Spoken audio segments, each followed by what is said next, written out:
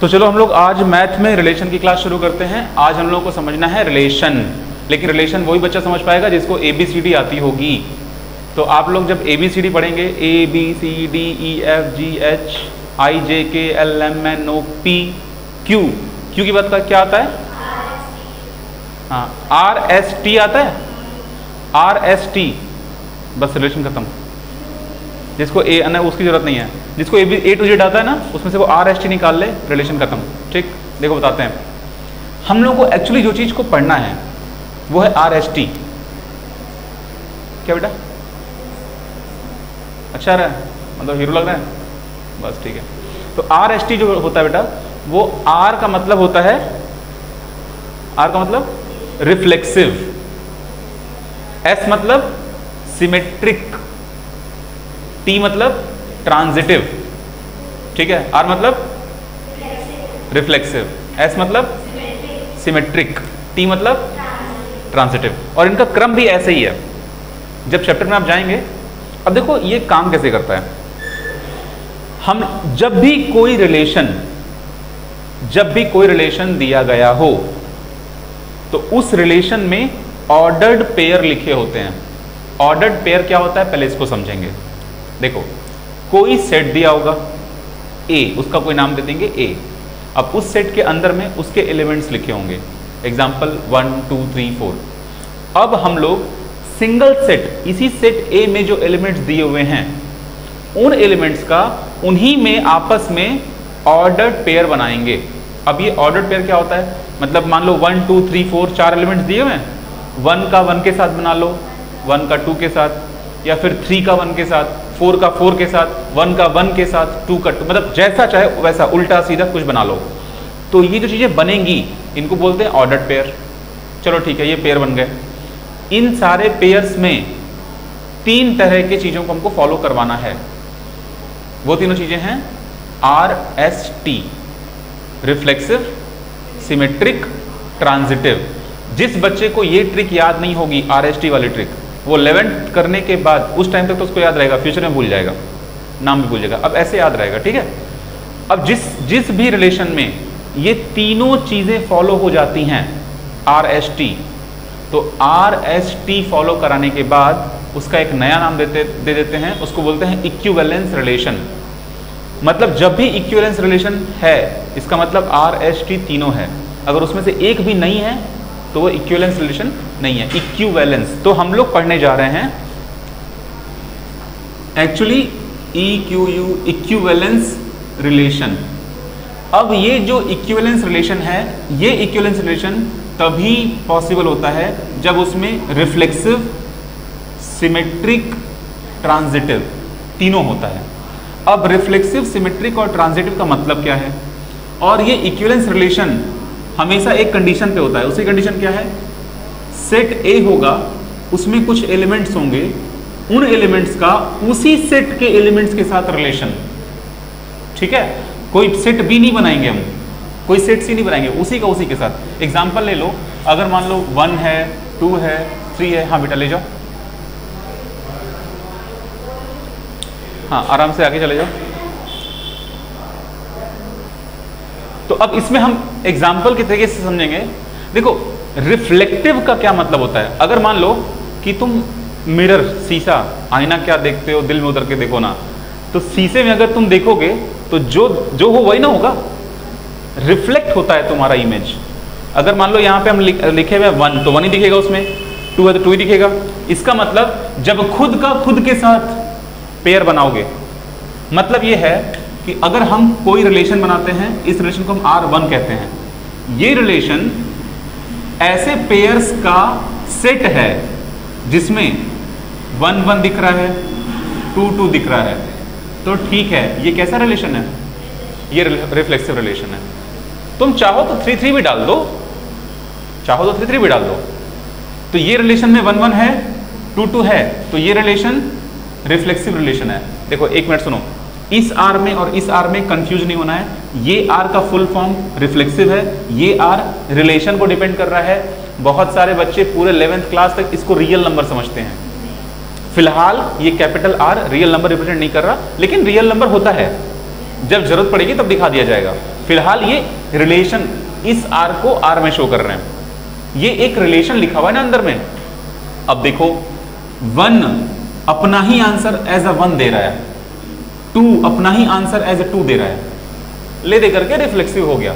तुम चाहो तो 3 3 भी इसमें लिख दो, तुम चाहो तो 1 1 ना लिखो, उससे मतलब नहीं है। मतलब ऐसा नहीं समझना है कि सारे का 1 1 भी होना चाहिए, 2 2 भी होना चाहिए, 3 3 भी होना चाहिए, ऐसा कोई कंडीशन नहीं है।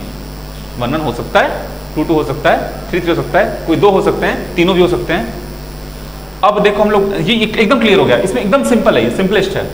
इससे ज्यादा सिंपल ये वाला लगेगा ट्रांजिटिव। देखते हैं कैसे, पहले ये समझते हैं सिमेट्रिक क्या होता है। सिमेट्रिक तो और आसान है, सिमेट्रिक और आसान ऐसे है। अब मान लो जैसे कि यहाँ पे लिखा हुआ है एक्स वाई, अब यहाँ पे मिरर लगाओगे तो ये वाई एक्स दिखेगा, राइट। इसका मतलब है कि अगर मान लो कि हम एक का, अब देखो क्योंकि ये टॉपिक ही दूसरा है, ये टॉपिक ही दूसरा है, तो हमको एक का 2 के साथ करवाना होगा। मतलब इस एक का 2 के साथ करवाओ, तो एक का रिलेशन 2 के साथ करवा दिए, तो अगर तो इसमें कैसे दिखेगा, 2 का भी 1 के साथ होना चाहिए ऑटोमेटिक। देखो ठीक है, यह है सिमेट्रिक शीशे के साथ, तो 1 2 2 1 ऐसे वाला सिस्टम। अगर मान लो कि तुम्हारा कोई भी अपने मन से कुछ भी पेयर बना लो, मान लो कि कोई ऐसा सेट है जिसमें 3 का 1 के साथ है, तो उसी रिलेशन में 1 का 3 के साथ प्रेजेंट होना चाहिए। मतलब मान लो कि अगर हम यहाँ पे ये दिखाते हैं कि भाई 2 1 है, ठीक है, और हम बोल देते हैं कि चलो 1 1 भी है, तो अब इसमें हो जाएगा लफड़ा। क्या लफड़ा हो जाएगा, देखो 1 1 है, तो इस 1 1 के होने की वजह से ये रिफ्लेक्सिव तो है, लेकिन 2 1 है तो 1 2 होना, अगर 1 2 है तब बोल दोगे कि सिमेट्रिक है, 1 2 नहीं है तो सिमेट्रिक नहीं है, ठीक है ना। अब फिर से हाँ हाँ बेटा, देखो 1 1 है, 1 2 अगर करते हो तो मतलब एक्स्ट्रा अगर कुछ डाल रहे हो तो कोई दिक्कत नहीं है, उसमें वो होना चाहिए, जो चीज है वो वाली होनी चाहिए। एक्स्ट्रा रहेगा कोई दिक्कत नहीं है, एक्स्ट्रा रह सकता है। हाँ हाँ, तो 1 का 1 1 आ गया, तुम बोल रहे हो 1 2 हो सकता है कि नहीं, हो सकता है। मतलब ये कह रहे हैं कि मेन वाला प्रेजेंट होना चाहिए, 1 1 उसको रिफ्लेक्सिव बना देगा, 1 1 उस वाले रिलेशन को रिफ्लेक्सिव बना देगा। उसके अलावा भी कुछ लोग हैं जो दिख नहीं रहे, कोई बात नहीं, 1 1 दिख रहा है ना, तो दिक्कत नहीं है। अब देखो 3 1 1 3, इसमें भी हमको दिख रहा है कि चलो ये सिमेट्रिक है। अब मान लो कोई सेट हम ऐसे लिखते हैं, मान लो हम लिखते हैं 1 1, और मान लो हम लिखते हैं 2 3, सिर्फ इतना ही नहीं लिखना है हमको। अगर इसको सिमेट्रिक बनाना है, सिमेट्रिक, ये रिफ्लेक्सिव है कि नहीं, ये रिफ्लेक्सिव है क्योंकि यहाँ 1 1 है। अब मान लो हमको सिमेट्रिक बनाना है तो क्या करेंगे, इसको उल्टा यहाँ पे रहना चाहिए 3 2, भले इसमें 4 मतलब 1 3 का टर्म नहीं है, अगर 1 3 का टर्म आ गया तो 3 1 का भी टर्म रहना चाहिए, तब ये सिमेट्रिक होगा। मतलब कोई भी अगर उल्टा उल्टा दिख रहा है, ए और बी तो बी और रहना चाहिए, पी क्यू दिख रहा है तो क्यू पी रहना चाहिए, एक्स वाई दिख रहा है तो वाई एक्स रहना चाहिए। सिंगल दिख रहा है और उसका उल्टा वाला नहीं है तो तुम बोलोगे ये रिफ्लेक्सिव नहीं है, और अगर ये दिख गया तो तुम बोलोगे ठीक है सॉरी सिमेट्रिक नहीं है, ये दिख गया तो तुम बोलोगे रिफ्लेक्सिव तो है लेकिन सिमेट्रिक नहीं है। और इक्विवेलेंस रिलेशन तभी होगा जब तीनों होंगे, ठीक है। तीसरा वाला बहुत मजेदार है, अगर देखो ए का संबंध बी के साथ है, जैसे मान लो कि 4 को 2 डिवाइड करता है, इसको मान लो ए, इसको मान लो बी, फिर हम बोलते हैं 8 को 4 डिवाइड करता है, तो ये बी ऑलरेडी है, इसको मान लो सी, तो इसका ये मतलब होता है कि सी को भी ए डिवाइड करे, मतलब 8 को 2 डिवाइड करे।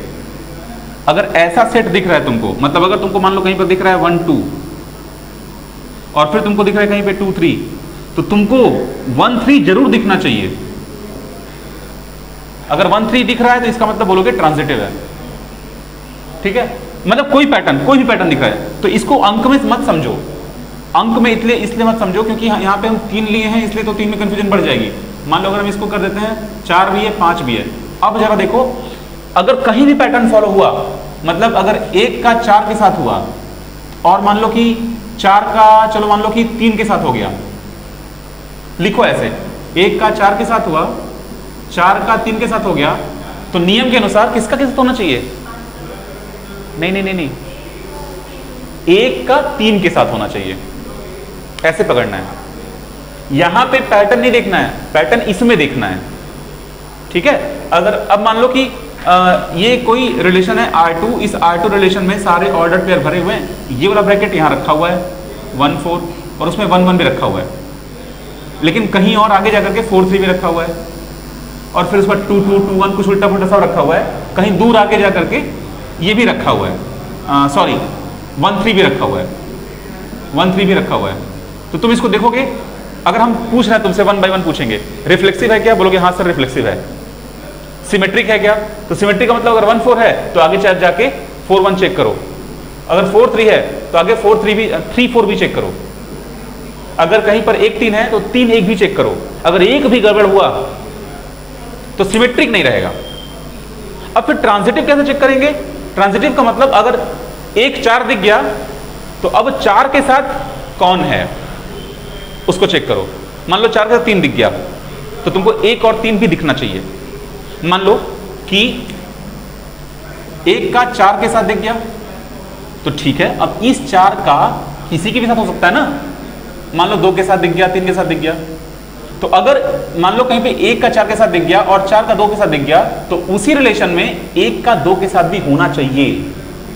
1 का 4 के साथ दिख गया, 4 का 3 के साथ दिख गया, और चलो मान लो एक ब्रैकेट बनाते हैं, उसमें 1 4 हो गए, 4 2 हो गए,